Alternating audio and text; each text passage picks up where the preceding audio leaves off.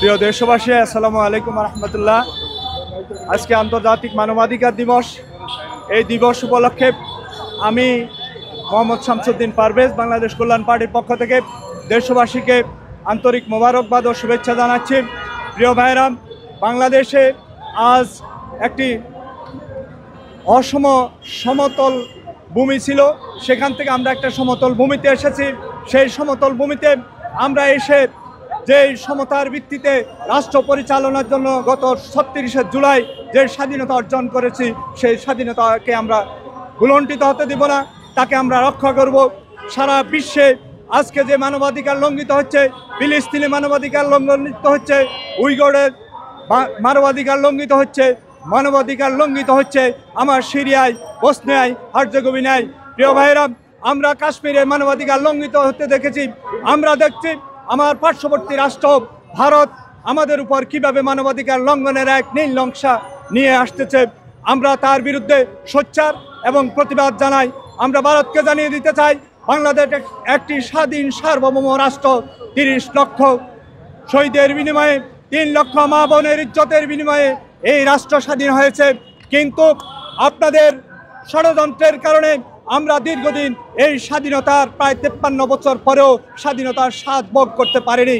আমরা গত জুলাইয়ের আন্দোলনের মাধ্যমে ৩৬শে জুলাই এসে যে স্বাধীনতা অর্জন করেছি, ছাত্র জনতা, কৃষক, শ্রমিক, মেহনতি, রিক্সাওয়ালা, শ্রমজীবী সবাই একাত্মতা হয়ে বাংলাদেশের সাধারণ মানুষের একাত্মতার মাধ্যমে স্বৈরাচারী শেখ হাসিনাকে এই দেশ থেকে আমরা বিতাড়িত করেছি।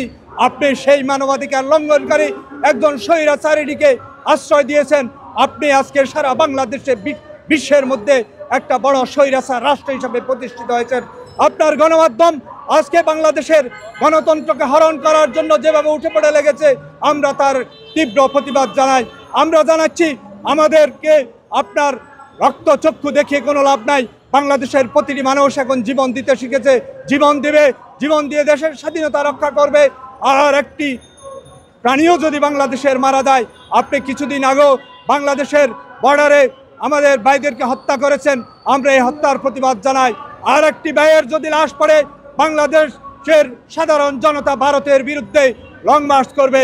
আপনারা জেনে খুশি হবেন, বাংলাদেশের বর্তমান সরকার, বর্তমান অন্তর্বর্তীকালীন সরকারের প্রধান উপদেষ্টা ডক্টর ইউনূস সাহেবকে আমি ধন্যবাদ জানাই, ওনার উপদেষ্টা পরিষদকে ধন্যবাদ জানাই।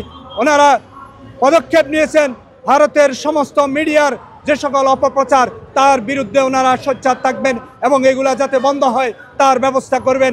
প্রিয় ভাইরা, ভারতকে যাতে করে ভারত যাতে আমাদের দেশকে করদ রাজ্য পরিণত না করতে পারেন, তার ব্যবস্থা করার জন্য ডক্টর ইউনূস সরকার যে পদক্ষেপ নিয়েছেন, বাংলাদেশ কল্যাণ পার্টি সহ বিরোধী দলীয় জোট আমরা সেই কর্মসূচির সাথে সার্বক্ষণিকভাবে একাত্মতা থাকব।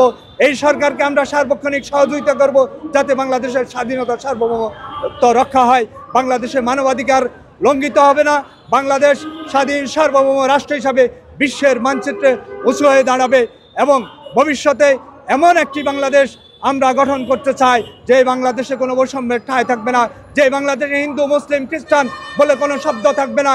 এই বাংলাদেশে সবাই আমরা বাংলাদেশি, এখানে সমতল, উঁচু, নিচু কোনো ভেদাভেদ থাকবে না, এখানে থাকবে শুধু বাংলাদেশি জনগণ, সেখানে ধর্মের ভিত্তিতে কোনো ভাগ থাকবে না। তাই আমরা এই মানবাধিকার দিবসে উদাত্ত আহ্বান জানাই বাংলাদেশের সাধারণ জনগণকে এবং সমগ্র দেশবাসীকে যে আপনারা একাত্মতা হন, এক বাক্যে ভারতকে বয়কট করুন, ভারতের বিরুদ্ধে কথা বলুন, ভারতকে চোখ রাঙানোর কোনো সুযোগ করে দেবেন না। ফ্যাসিস্ট হাসিনা এই দেশ থেকে বিদায় নিয়েছে, কিন্তু ফ্যাসিস্টের যেই উচ্ছিষ্ট রয়ে গিয়েছে বাংলাদেশে, তার প্রেতাত্মা রয়ে গেছে। আমি বলতে চাই, গত নির্বাচনে শেখ হাসিনা বিনা ভোটে আমি এবং ডামি নির্বাচনের মাধ্যমে একটা নির্বাচন করে সে অবৈধ প্রধানমন্ত্রী হিসাবে শপথ গ্রহণ করেছিল। সেই শপথ গ্রহণ অনুষ্ঠানে যারা ছিলেন এবং ওই মন্ত্রী পরিষদে এবং সংসদে যারা অনির্বাচিত হয়েও নির্বাচিত সংসদ সদস্যের মতো ভূমিকা পালন করেছেন, তারা বাংলাদেশের এই সমস্ত গুম, খুন এবং বাংলাদেশের যত মানবাধিকার লঙ্ঘিত হয়েছে সবগুলোর দায়ভার ওনারাই নিতে হবে। এবং আমি মনে করি এই পর্যন্ত যারা হাসিনার দোষর ছিল তাদের সিকিবাগও এখনও গ্রেপ্তার হয়নি, আইনের আওতায় আসেনি। তাদের সবাইকে আইনের আওতায় আনতে হবে। এর মধ্যে শাহজাহান ওমরকে দেখেছি আপনারা গ্রেপ্তার করেছেন, এর মধ্যে আমরা দেখেছি শমশের মবিন চৌধুরীকে গ্রেপ্তার করেছেন, কিন্তু তারই সাথে সাথে নির্বাচনে অংশগ্রহণ করেছিল মেজর জেনারেল ইব্রাহিম, তাকে আমরা এখনো গ্রেপ্তার করেননি। আমি অনতি বিলম্বে তার গ্রেপ্তার দাবি করতেছি এবং তাকে গ্রেপ্তার করে জাতির সম্মুখে জাতির 12 কোটি টাকা ঘুষ নিয়ে সেই নির্বাচনে অংশগ্রহণ করেছিল, জাতির সাথে বেইমানি করেছিল, সেই জাতিকে ধোঁকা দিয়েছিল, তার বিরুদ্ধে জাতি সোচ্চার। কিন্তু এই সরকার এখনো তার বিরুদ্ধে কোনো ব্যবস্থা গ্রহণ না করায় জাতি অনেকটা হতাশ হয়েছে।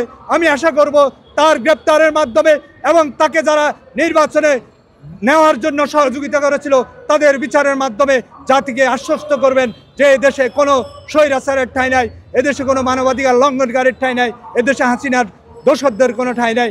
এদেশ আবার স্বাধীন। বাংলাদেশ, বাংলাদেশ জিন্দাবাদ, বাংলাদেশ কল্যাণ পার্টি জিন্দাবাদ। আমরা সবাই এক হব, এই আশাবাদ ব্যক্ত করে আমি আমার সংক্ষিপ্ত কথা শেষ করছি এবং বাংলাদেশ মানবাধিকার সংস্থাকে আমি ধন্যবাদ জানাচ্ছি আজকের এখানে যে মানবাধিকার দিবস উপলক্ষে যে আয়োজন করেছে, সবাই মানবাধিকার লঙ্ঘনের বিরুদ্ধে কথা বলেছে। আমি আশা করি এই বিশ্ব তথা বাংলাদেশে আর কোনো মানবাধিকার লঙ্ঘন হবে না।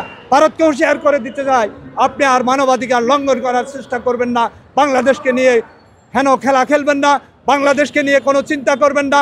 বাংলাদেশ একটি স্বাধীন সার্বভৌম দেশ। আপনি আপনার রাষ্ট্রকে নিয়ে ভাবুন, আপনার স্বাধীনতাকে নিয়ে ভাবুন। আপনি দেখেন সিরিয়ার দিকে তাকিয়ে দেখেন, বাংলাদেশের দিকে তাকিয়ে দেখেন, একজন আপনার কাছে আশ্রয় নিয়েছে আর একজন রাশিয়ায় আশ্রয় নিয়েছে, কিন্তু আপনি কোথায় আশ্রয় নেবেন তার কোনো জায়গা নাই। আপনি খুঁজে বের করুন, এরপরে আমাদের দিকে আঙ্গুল তুলুন। খোদা হাফেজ। বাংলাদেশ।